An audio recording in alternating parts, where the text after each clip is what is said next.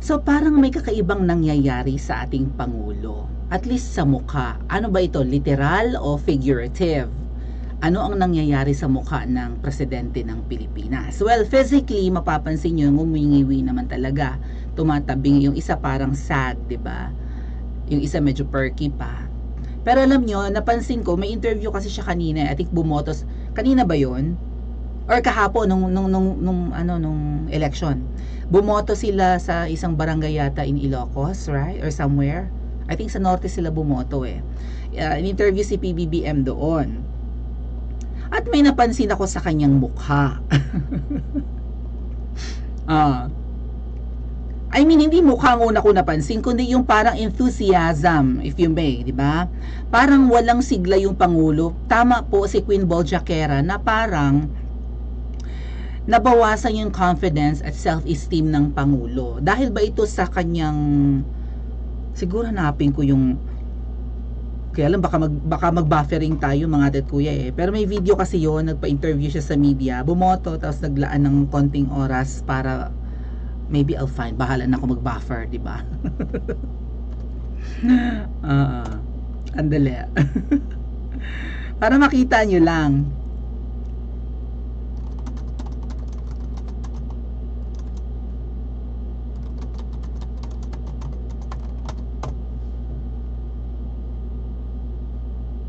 Huh?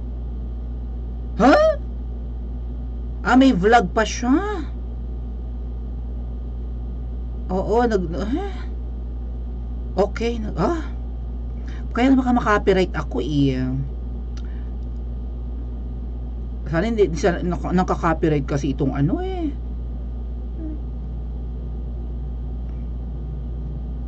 Nakaka-copyright kasi yung, siguro wag kong lagyan ng audio, no? At least nakikita ninyo.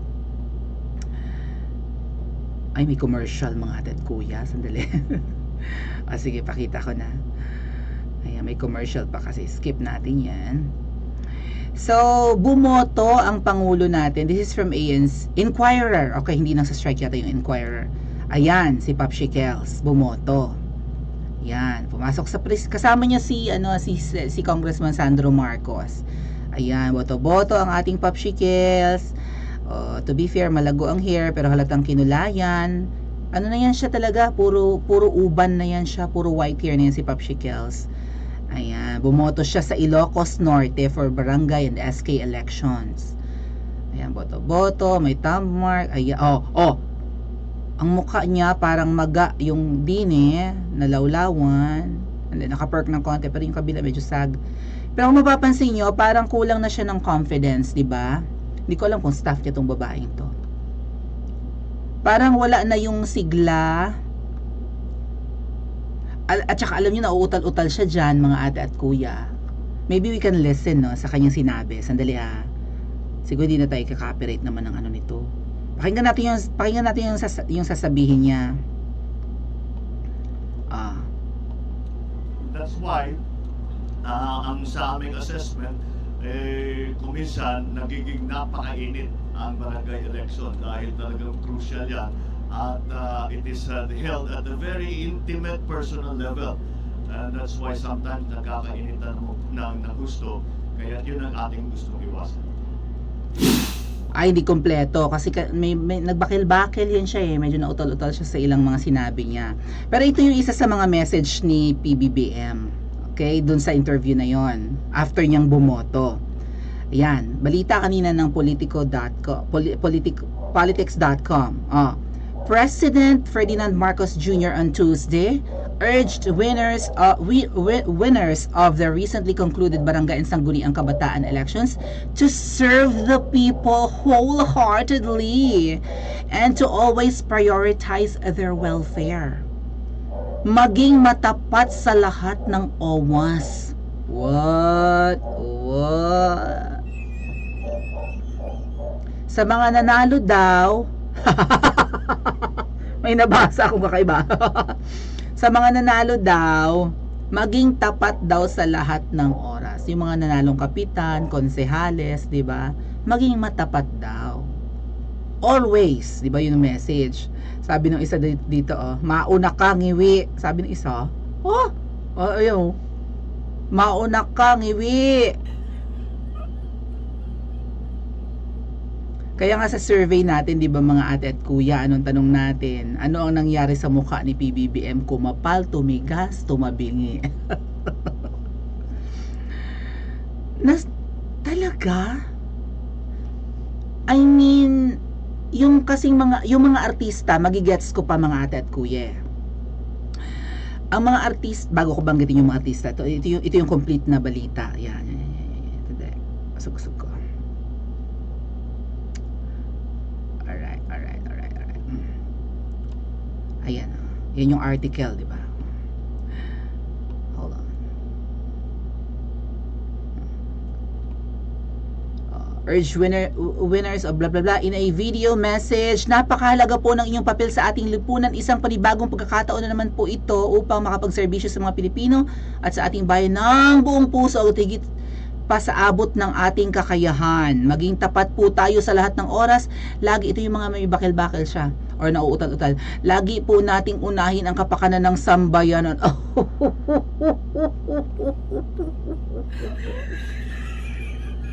Sapagkat sila po ang dahilan kung bakit nais nating magsilbi sa bayan. What? Really? Really, PBBM? Kaya gustong magsilbi sa bayan ng mga politiko ay dahil sa sambayanan or dahil sa kanilang mga constituents? Talaga, PBBM? Does it apply to you? Diba? Kaya ka tumakbo para magsilbi sa sambayanan? Ganon? Hindi kamkaman? Nagtatanong lang naman. Kasi karamihan sa politiko, mga 95 to baka 99% pa nga, tumakbo para kumangkam. I mean, syempre, hindi-deny nila yan. Yung MO, malapit na daw matapos ang recess ng, ng Legislative Department, di ba? Back to work na yung mga yan in November. November 1 na nga pa lang sa Pilipinas ngayon. So, yung MOOE, balikan, baka akala nyo nakakalimutan namin ha. Pakibuksan ang inyong book of accounting. Patingin kung paano nyo niliquidate ang inyong budget ng opisina, yung inyong maintenance, operating, and other expenses or MOOE. Sabi nga po ni dating Senador Miriam Defensor Santiago. Maging tapat po tayo sa lahat ng oras. Saan humuhugot ng kapal ng pes si PBBM? Para masabi niya to na maging matapat po tayo sa lahat ng oras. Ikaw ba, PBBM? Bago ka magbigay ng payo, right? Bago mo bigyan ng payo ang iyong kapwa, mga kapwa politiko, dapat it applies to you, right? Kumbaga, para itong yung mga nagsisimba na mga banal-banalan, right? Bago mo pulaan ang kamalian ng iyong kapwa, make sure na hindi ka rin kapula-pula. Diba? Simba-simba ka nga, tapos paglabas mo ng simbahan, haba ulit ng sungay mo. Kung todo chismis ka na naman, kung, ay, nako si ganyan, malandi ang anak, nako, maagang mabubuntis yan, nako. Mga ganong ganap. So, yeah. Kung nasasabi mo to, PBBM, na maging matapat sana yung mga nanalo ngayon sa barangay and SK elections, you yourself ba ay matapat sa lahat ng oras? Kahit sa sarili mo man lang, kung hindi man sa taong bayan, matapat ka ba sa sarili mo? And lalong-lalo na ba na honest ka sa taong bayan? Yung mga pinangako mo ba sa amin, ginagawa mo? Or tinutupad mo? Pabababain ang presyo ng bilihin, magiging 20 pesos ang kilo ng bigas. Ano pa?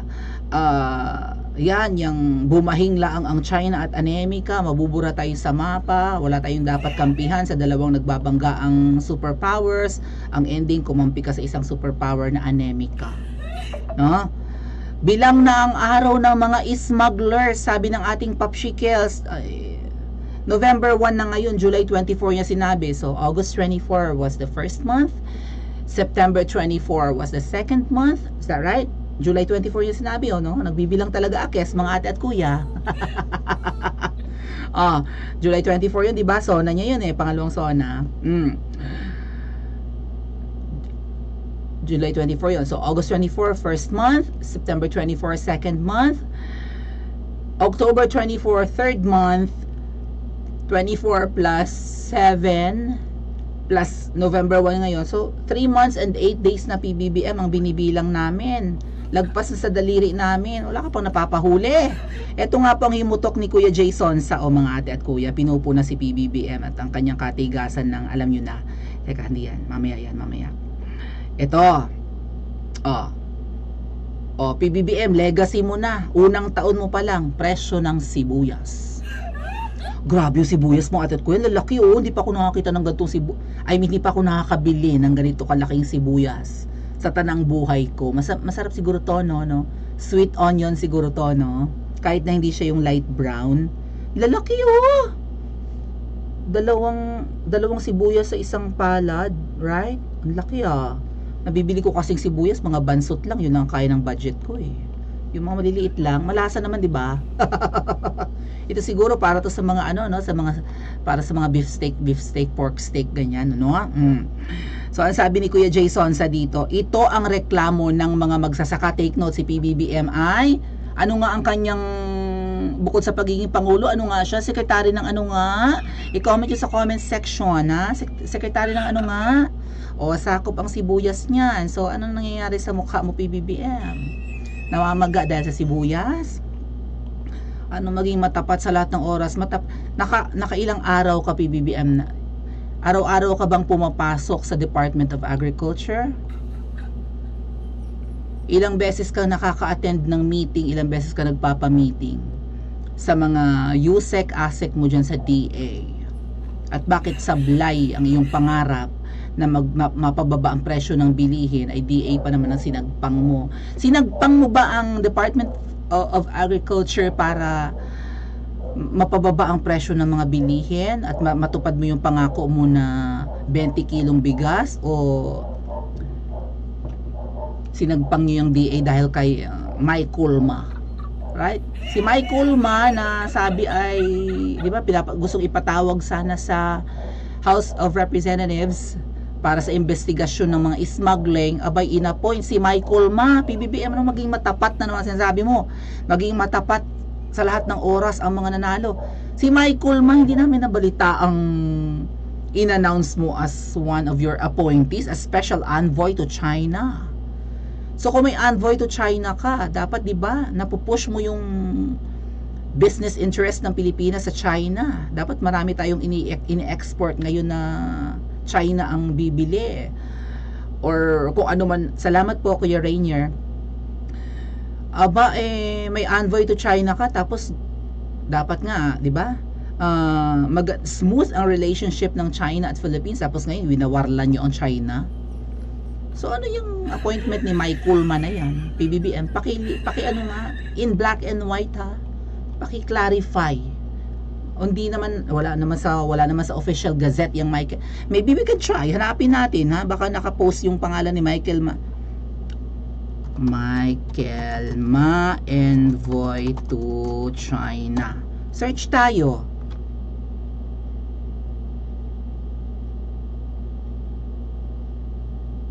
Ito nakita ko. Wala sa official gazette. Wala sa, 'di ba, sa pahayagan ng Pilipinas ang Michael Ma. Saksi meron. Inakusahang smuggler, pinwesto ni PBBM. Ito ba yung mga sinasabi mo, maging matapat sa lahat ng oras? Ipinwesto mo. Is this honesty to you, PBBM? Former Special Envoy to China, Mon Tulfo, has accused Martin Araneta, the brother of blah blah blah. Yan, YouTube, CNN. Binalita naman ng CNN next month, blah blah blah. But dito 2020 pa to Yan, Michael Ma una sa picture Jung. Sama-sama tayong babangon muli. Right, ganun. Jung, jung, jung, jung, jung. You guys are the best, sabi ni Michael Ma. Alright, sama-sama tayong babangon muli. Sabi nung babaitang pakto. The Anomalous Tale of Two Michaels. Nung February.